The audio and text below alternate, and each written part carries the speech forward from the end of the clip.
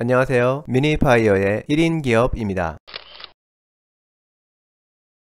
그럼 지금부터 신고 내용 화면에 필요한 입력 내용들을 작성해 보겠습니다. 먼저 매출세액부터 입력해 볼 건데요. 매출세액에서는 첫 번째 항목인 과세 세금계산서 발급분 항목에 해당 내용을 입력합니다. 해당 항목에 있는 작성하기 버튼을 클릭하고요.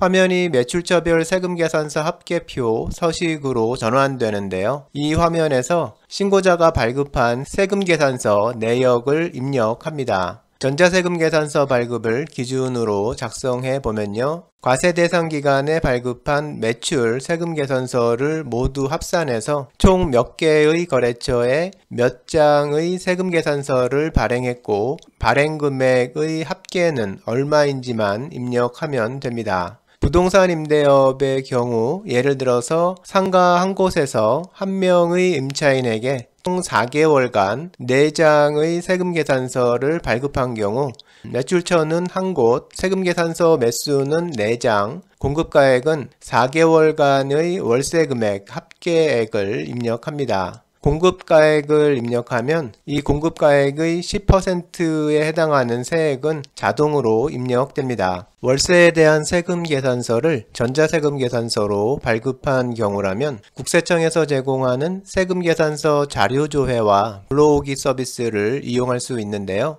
일반적으로 부가가치세 신고 해당 월의 13일에서 15일 이후부터 서비스 이용이 가능해집니다. 그러니까 전자세금계산서를 발급한 경우라면 이 서비스가 사용 가능한 기간에 부가가치세를 신고하면 더 편리하게 신고서를 작성할 수 있습니다. 하지만 국세청에서 제공하는 자료라고 100% 그대로 부가가치세 신고에 적용해서는 안 되고요. 조회된 자료 중에서 지금 신고하고 있는 부동산 임대업과 관련된 세금계산서 건만 잘 추려서 신고서에 반영해야 합니다. 불러오기 서비스를 이용하는 경우에는 특히 더 주의해야 합니다. 종이 세금계산서를 발급한 경우에는 화면 중간에 있는 전용 입력창을 이용해야 하는데요. 입력창에 거래처 사업자 등록번호와 발급한 매수, 발급한 매출액 등을 직접 입력하고 입력 내용 추가 버튼을 클릭해서 직접 입력해야 합니다.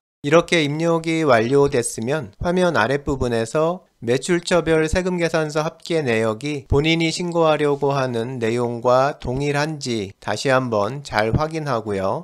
맞으면 입력 완료 버튼을 클릭합니다. 화면이 다시 신고 내용 화면으로 전환됐고요. 방금 추가 서식에서 작성했던 금액과 세액이 해당 칸에 적용된 걸 볼 수 있습니다. 그리고 다음으로 부동산 임대공급가액 명세서 작성 화면으로 이동합니다. 화면이 부동산 임대공급가액 명세서 화면으로 전환됐습니다. 이 화면에서는 신고 대상 기간 동안 임차인 현황, 보증금, 월세 현황 등을 정확한 기간과 함께 입력해야 합니다. 오늘 영상에서는 부가세 신고 대상 기간 동안에 임차인이 변경된 상황에 대해서 입력해 볼 건데요. 이런 경우에는 2명의 임차인 정보와 각각의 임대 조건, 계약 기간 등이 정확히 입력되어야 합니다. 기존 임차인 정보부터 입력할 건데요. 먼저 임차인별 임대 수입 내용 항목에 있는 임차인 조회 버튼을 클릭합니다. 기존 임차인은 작년에 부가세를 신고했던 정보가 있기 때문에 기존 정보를 이용할 수 있는데요. 임차인 조회 버튼을 클릭하면 직전기 임차인 조회 창이 뜨고 기존 임차인 관련 정보가 나타납니다. 기존 임차인 정보가 맞으면 선택에 체크하고 입력 화면에 적용합니다. 그런데 이 기존 임차인은 작년 중간에 계약이 종료돼서 임대부동산에서 나간 상황이니까요. 이분이 임대료를 냈던 기간에 대해서 정확한 날짜를 입력해줘야 합니다.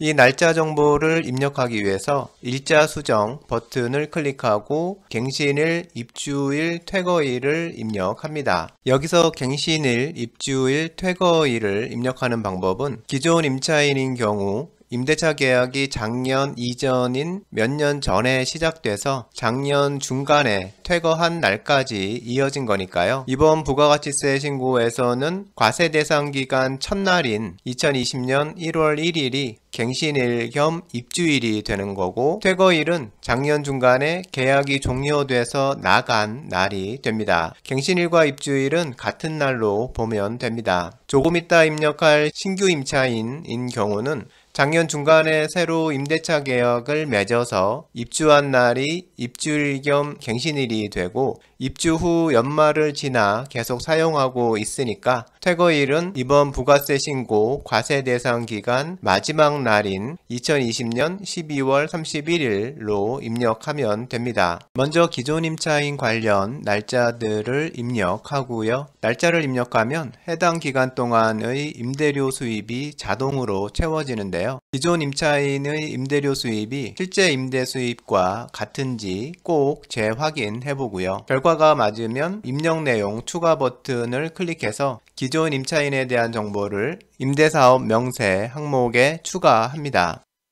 이제 신규 임차인 정보를 입력해야 하는데요. 신규 임차인은 기존에 신고했던 적이 없기 때문에 임차인의 주민번호를 직접 입력해서 임차인 정보를 입력하고, 임대 관련 다른 입력사항들도 모두 직접 입력해줘야 합니다. 이번에도 일자 수정 버튼을 클릭하고 갱신일, 입주일, 퇴거일을 우선 입력하고요.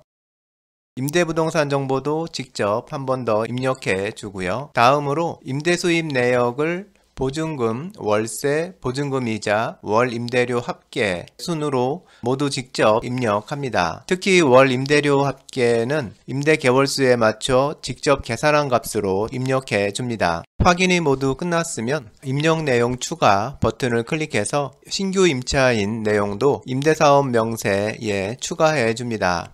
임대사업 명세에 추가된 기존 신규 임차인 정보가 모두 맞게 입력됐는지 꼼꼼히 확인해 봐야 합니다. 이 부분이 이번 부가가치세 신고에서 가장 중요한 부분이니까요. 내용이 모두 맞으면 다음으로 이동합니다. 임대공급가액 명세서를 저장하면 다시 신고 내용 화면으로 오게 되는데요. 다음으로는 일반과세자 기타 매출분 입력 화면으로 이동합니다.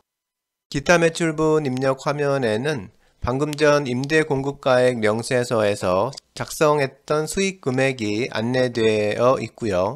그리고 그 바로 아래를 보면 기타 매출분으로 얼마의 금액을 입력하라는 안내가 나옵니다. 예를 들어 임대공급가액에 418만원이 적혀 있고 기타 매출분 입력 안내에 18만원이 적혀 있다면 이 18만원을 화면 중간에 있는 기타 매출분 금액에 직접 입력해주면 됩니다. 이 부분은 임대보증금에 대한 이자 수입을 매출로 잡기 위한 과정인데요. 이 보증금 이자 수입에 대해서도 부가가치세 10%가 부과되는 겁니다. 기타 매출분을 입력하면 옆에 10%의 세액이 자동으로 입력되고요. 입력이 끝났으면 입력 완료를 클릭하고요. 다시 신고 화면으로 돌아오면 매출세액 항목 중간에 있는 과세 기타 매출분 부분에 방금 입력했던 금액이 입력되어 있는 것을 볼 수 있습니다. 다음 단계로 이번에는 과세표준 명세를 입력해야 합니다.